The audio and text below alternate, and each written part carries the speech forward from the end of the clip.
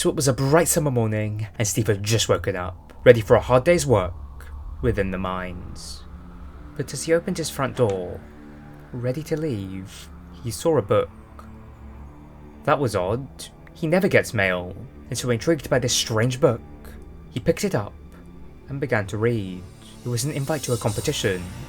Steve, along with many other talented beings, would all be put head to head with the chance to win the grand prize of 1 million emeralds. That's a lot of emeralds. And so Steve decided not to go mining today, and instead, he set off towards the coordinates within his invite. Now it took him a few hours of constant travelling, but eventually by around midday, he had reached the arena, where he was greeted by an administrator of the event. "We are happy to see you have accepted your invitation, so please follow me. I shall show you to your room."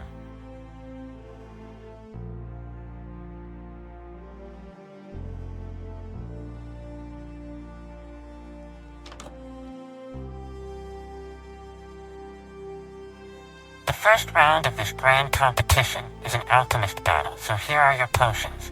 There is a brewing stand behind you. You have around 3 more hours to prepare. Good luck. Steve looked down at the potions given to him. There was speed, jump boost, instant health, instant damage, poison, and weakness. Now this Steve hadn't really used potions before. He knew what they were and how to brew them, but they were never really something he enjoyed using. But still, 1 million emeralds were on the line. He had to get used to them quickly. There was no way that he was going to lose out on that prize. He needed those emeralds, and so he brewed up some additional potions, such as strength and the subscribing potions, hoping that they would give him an advantage over his opponent, as well as some splash slowness potions, just to disrupt his adversaries. He hoped that would all work. The bell rang.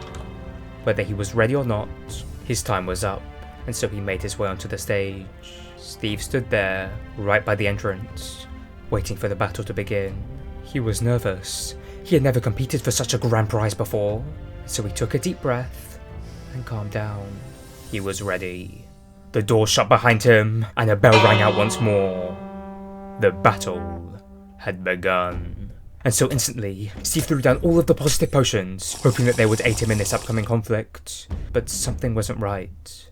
As soon as he had splashed down all those potions, he began to feel nauseous, and his world began to spin. He felt weak, he could barely even walk, so he collapsed to the ground, and everything began to darken. He knew that he hadn't used any of those harmful potions on himself. He had only splashed the good ones. So there was no reason for this to be happening. Something had gone wrong. But what exactly had happened? He just didn't know. A few minutes later, he regained consciousness, and so he opened his eyes. He noticed that the crowd was all laughing, and right in his face was an admin. "Loser! You are so bad!" He couldn't even survive when no one was attacking him. Well, that was rude to say the least, and Steve felt humiliated, especially by that admin. There was no reason that he should be spoken to like that. "Well, haha, you were terrible. No one else has ever lost before the battle even begun. Haha, now get out of here. You are disqualified." He kept his head down and made his way out of the arena, filled with shame, sadness, and regret. He never should have joined this competition. It was a dumb mistake. But regardless, the competition raged on. There was still a grand prize to be won, and by the end of that day, the alchemy round was over. Half of the competitors were eliminated, and so all the losers went home with nothing, while the remaining competitors returned to their designated rooms in preparation for the next day.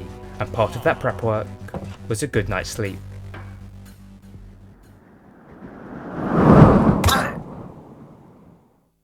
So the following morning, the bell rang, and all the remaining competitors were summoned to the arena. Today, it was a game of spleef. So, all the competitors were emerging onto the stage, readying themselves for this conquest. They were all in their positions, ready for the games to begin. But one villager hadn't arrived. That was odd. They rang the bell again to notify him, but 30 minutes went by, and still nothing. he was delaying the competition, and so one of the admins ran down to his room and slammed open the door. He was furious. This villager was wasting time, and he hated his time being wasted. But when he realized why he was late, his demeanor shifted rather dramatically. Before him was a horrifying sight. That villager had been killed, and his body was just lying there on the ground. Well, that's definitely not good. And so panic began to swell in that admin. What was he meant to do? No one was meant to die here. If someone found out that this happened, their publicity would be ruined, and the competition would be forced to end, and he would be ruined. So he took a deep breath and tried to calm down. What was he going to do? He had to do something. Rather quickly, he forged a plan, and so he returned back to the main stage and announced to all guests and competitors that One of our competitors has decided they are too scared of heights to engage in this round, and hence has been removed from the competition. And so, with him gone, let the battle commence. the bell rung, and with that, the game started.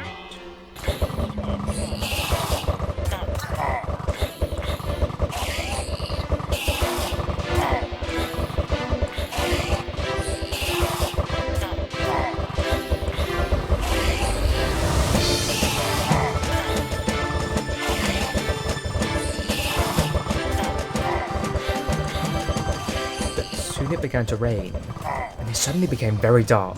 That wasn't in their forecast. But still, the games carried on, with more and more competitors being eliminated. Things were getting intense now, as all remaining competitors were working at their full potential, and it was very close. They were also talented. Bets were made by the spectators as they attempted to guess who was going to win, and by the end of that day, very few remained, and the spleef round was over.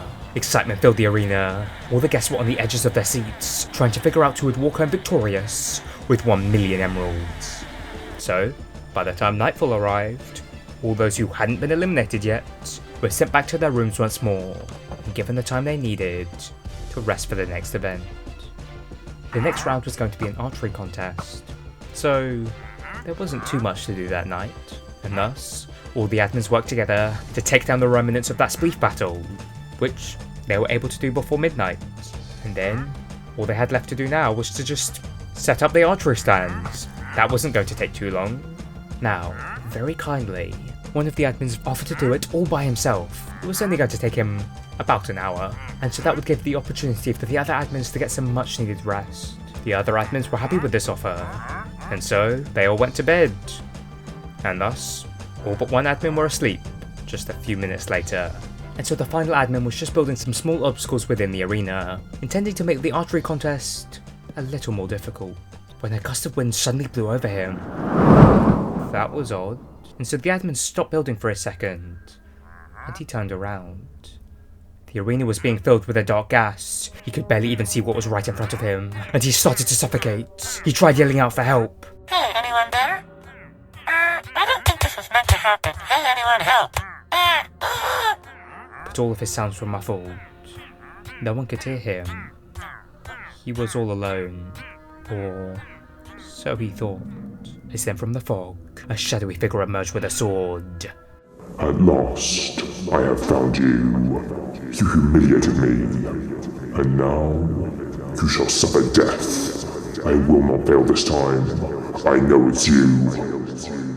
I know it's you. And so, that shadowy figure lunged at the admin, and in just one slice, he was dead.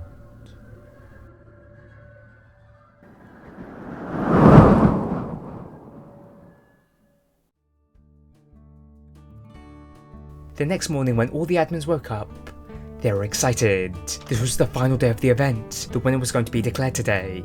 But when they went to the arena, just hoping to make the last second preparations, they saw that almost nothing had been completed. The other admin was meant to have done that. It wasn't that complex. Why didn't he do it? He promised that he was going to do it. But now, because he had lied, and he hadn't, they were barely going to have enough time to do all of it, and the event was going to be delayed. That was annoying. But still, the other admins hoped to fix the situation, and so they rushed to complete the setup. When the sky turned black, and a strong gust of wind blew past them, they all stopped for a second, as a message was sent. You will never defeat me, for I am the shadows, eternal and dark. As soon as you bring your light, I will hide behind you. In the absence of light, you will never be safe. The shadows will always haunt you, and I mean all of you.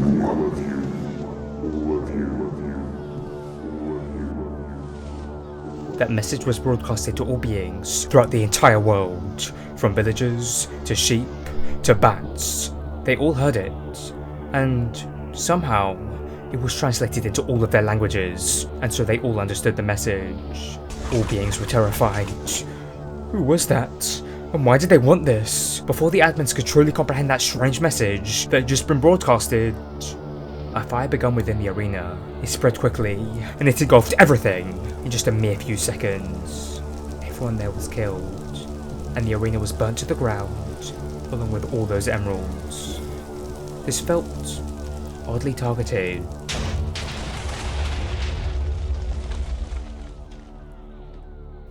Legend spread about that voice. The story was told for generations, just as a cautionary tale of the shadows. And everyone and everything feared that unknown shadow, or the shadow of the unknown, as he was often referred to. Now, many believed that it had the powers to kill anyone who entered the darkness, and that all shadows were its domain. Some even said that they'd seen him during particularly dark nights, and others stated that they have heard his voice again, giving incoherent threats, followed by suffocating fog that engulfed them.